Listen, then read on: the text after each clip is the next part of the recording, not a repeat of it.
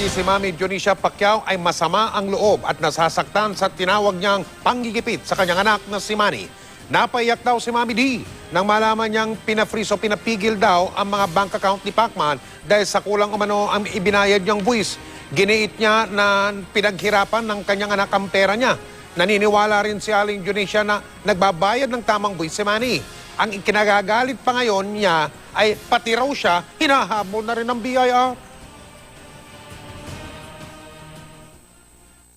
Pati nanay, gisiling-singil ako. Ano man na, abad ko ting income. Di ba tayo dito, sinsan, nakita ninyo. Kung sana, anong income ko dito, wala man ko trabaho. Wala man ko trabaho ang soldado, gobyerno.